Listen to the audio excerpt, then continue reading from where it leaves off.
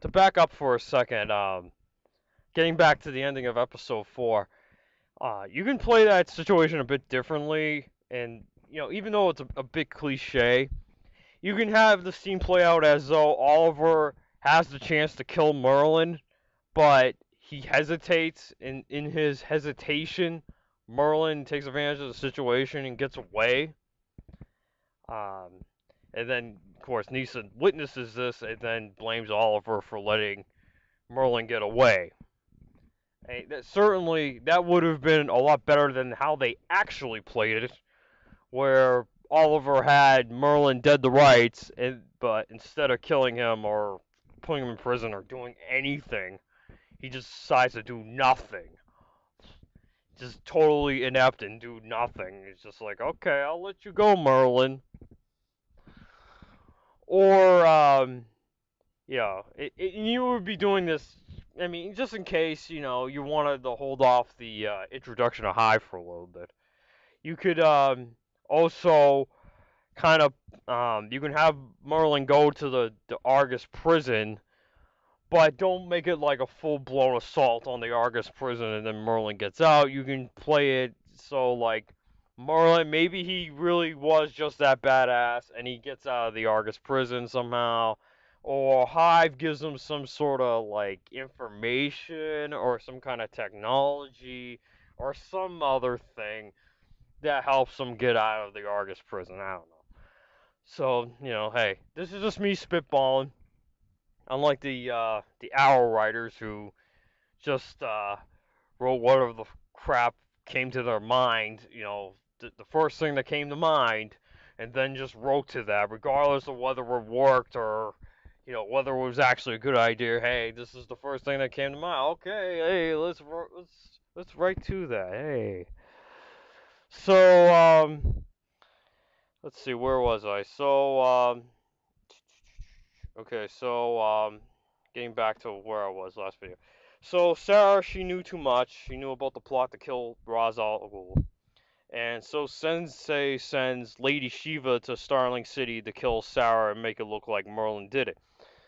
So introducing Lady Shiva here, that would also give Nisa and Laurel, and we'll get into how it's. I'm gonna try to make it sort of plausible here that Laurel can fight people. Um, a badass female villain to go up against this season. So yeah, sends Lady Shiva there to kill Sarah. So Team Arrow, they managed to convince Lisa that Sensei was responsible. And Lisa goes back to explain the situation to Roz, and Sensei and his allies flee Nanda Parbat. So, it's not only Sensei, but Sensei also kind of has people who are fucking, they're loyal to him or whatever, right?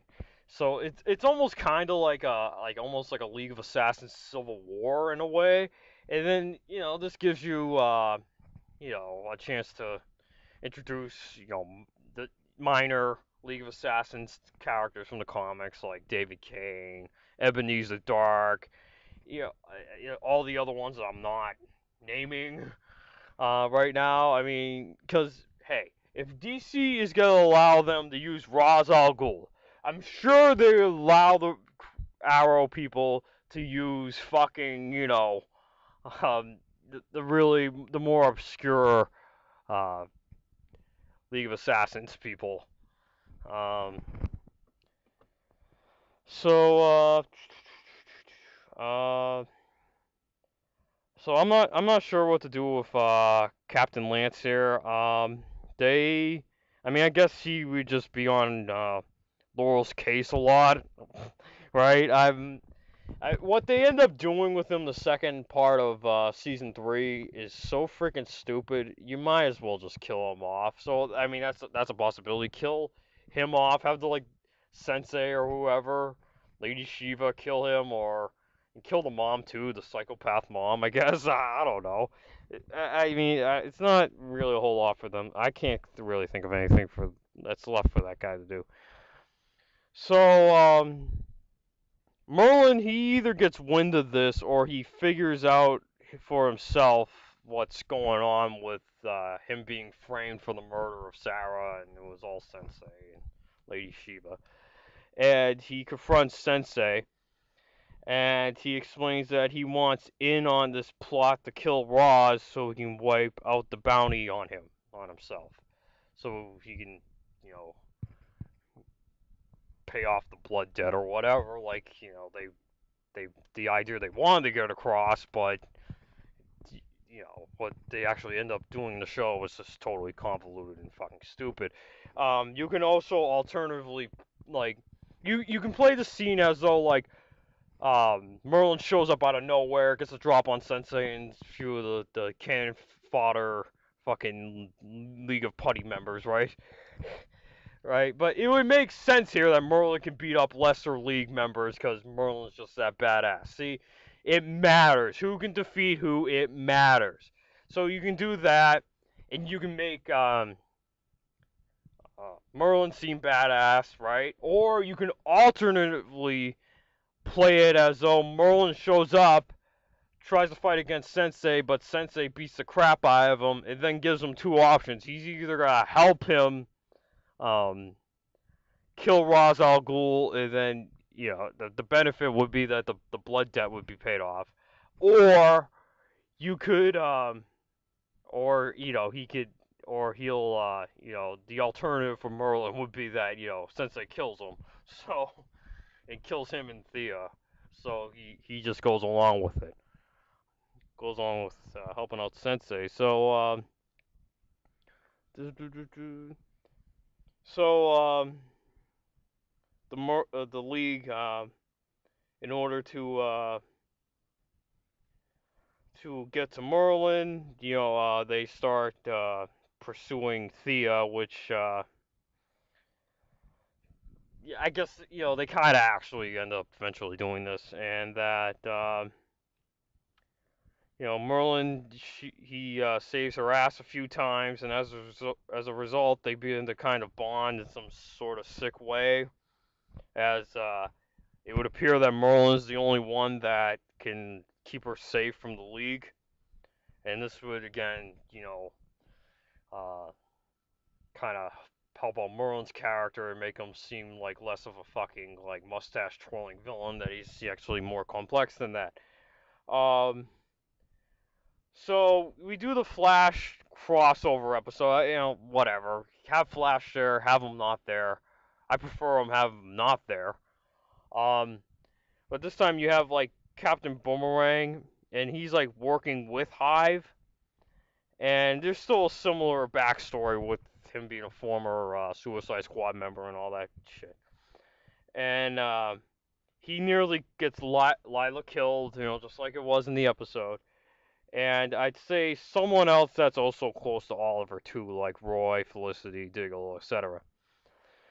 So, okay, so I admit, this is kind of where it gets a bit convoluted, but hey, it's a comic book show, hey, right? And it certainly makes more sense than what they fucking did. It's certainly less convoluted than that. So, Waller assembles this new Suicide Squad to take down Hive after Captain Boomerang shows up and everything. And and they team up with Team Arrow. And this time the Suicide Squad's going to consist of Clock King, Huntress, and Deadshot. And we're going to ignore any Huntress stuff from the Arrow Season 2.5 comic. And I don't, like, I know they kind of insist on getting the same actress back. If the actress isn't available, fuck it. Just fuck it. Just recast. I guess she has a show on Netflix or something where she's a series regular or something. I don't know, but whatever. If she's not available, just recast her. Whatever. Um, behind Amanda Waller's back, Clock King enlist Huntress's help to escape Argus captivity, because they're gonna have the brain bombs implanted and all that shit.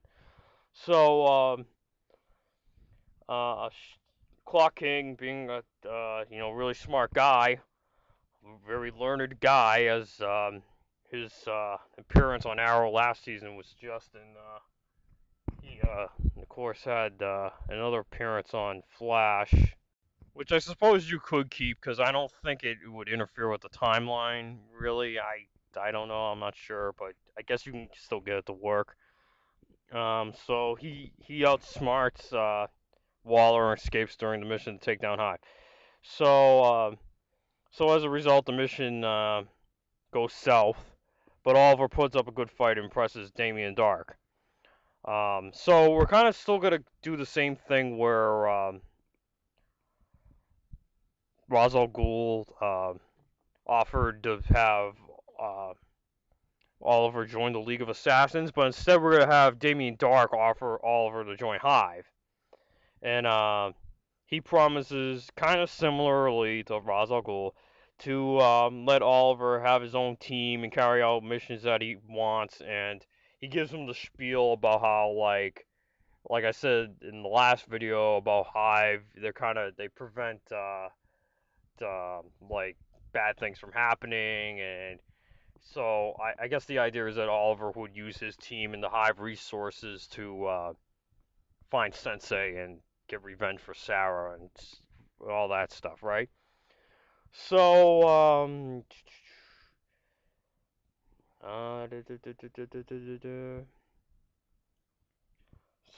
yeah, so Oliver gets tempted, and he's still kind of peeved at Argus, a little bit, and about what happened to Lila and you know Captain Boomerang. That how the whole Suicide Squad thing and how that got their kind of mishandling of that situation got Lila nearly killed, and like I said, maybe throw another character in there too, just to make it hit home a bit more. Um, and and he's also there's stuff that happens in the flashbacks, like the Hong Kong flashbacks, which, like I said, easy writing. Yeah, we're tying what happened in present day to the flashbacks, but hey, my hands are tied here, so you might as well do something with that, I guess. Um, and of course, there's like a conflict with Diggle for obvious reasons, because Hive was, well, at least Deadshot tells Diggle that Hive was responsible for his brother's death, and so I mean, I guess Damien Dark would give some like excuse that his brother was into some nefarious shit or whatever. But of course, we're gonna assume that's not actually the case and that he's a lying SOB. So still do the episode with the